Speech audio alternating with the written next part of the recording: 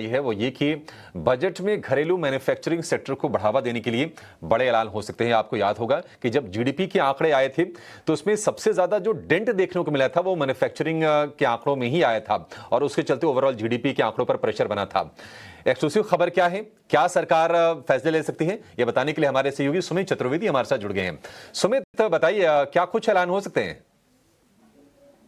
इस बार के बजट 2025 में कुछ फायदा हो सकता है भारत के मैन्युफैक्चरिंग सेक्टर को, क्योंकि इन्वर्टेड ड्यूटी स्ट्रक्चर की जो प्रॉब्लम थी उसको सॉल्व करना हो सकता है कि वो पॉसिबल हो जाए इस बार।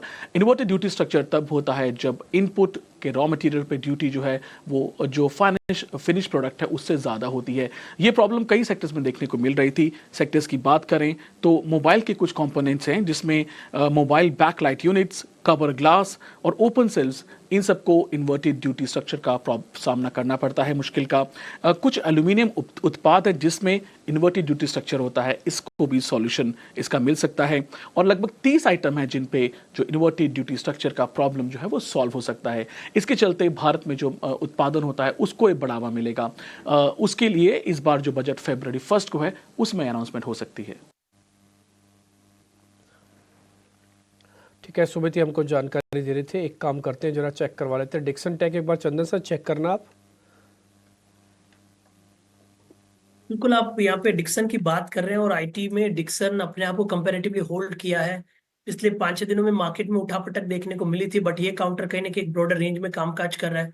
वीकली चार्ट पे देखिए तो 17,500 मल्टीपल सपोर्ट है और बार बार ये 18,600 18,800 के ऊपर टिकने का ट्राई कर रहा था। प्राइस सेटअप यही बता रहे हैं कि 18,000 का एक इमीडिएट सपोर्ट रहेगा और अब की बार 18,900 से लेके 19,100 तक का स्विंग डिक्सन में मिलना चाहिए। ठीक है, कल का जो टोटल फॉल था ना करीब 1100 पॉइंट का था बैंक निफ्टी पर, अब करीब 400 पॉइंट ऊपर आ गए। तो एथिकली ये है कि हमने 35% का रिट्रेसमेंट, यानी कि कल की जो टोटल कैंडल थी उसका 1/3 हिस्सा वो कवर कर लिया। ये अच्छा साइन है। ये बाज़ार के अंदर ओपनिंग आज जिस तरह की हुई है, it's a very very good sign. और ये प्रॉफिटेबिलिटी के अंदर अभी तक तब्दील नहीं हुआ। एक चीज़ मैं आपको और दिखाता हूँ, 3% का इंडिया विक्स था, बाद में रुक गया, लेकिन अब फिर से इसने टूटना शुरू कर दिया। अब ये 4.5% टूट चुका है। सुबह हम आपके सामने यही पॉइंट कर रहे थे कि करीब 5% तक का इंडिया विक्स टूट जाए तो आप करीब 50-500 तक आ जाएंगे।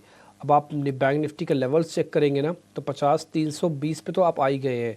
तो 50-500 पे पहुंचने के लिए बामुश्किल से 180 पॉइंट्स और चलना है। तो बैंक निफ्टी यहाँ से 180 पॉइंट चल जाएगा तो 50-500 आपके पास आ जाएगा, वापस रीगेन कर जाओगे आप। तो ये बहुत अच्छा साइन है मार्केट ने अपने लेवल्स को मेंटेन रखने का। बट थोड़ा ऑप्शंस के अंदर सावधान रहना, ऑप्शंस उतनी तेज़ी से फ्लॉट नहीं कर रही हैं। मैं आपको बताऊँ, मैंने 550, 800 की, 51,000, 51,200 की कॉल्स लगा रखी हैं। कॉल्स में बाइंग नहीं आ रहा है, तो बहुत ही स्ट्रेटजिकली प्ले हो रहा है। शायद बहुत स्पीड से भी नहीं आएगी बाइंग थोड़ा साइडवेज कंसोलिडेशन भी दिखेगा। ये ऑप्शंस की चेन से साफ साफ समझ में आ रहा है।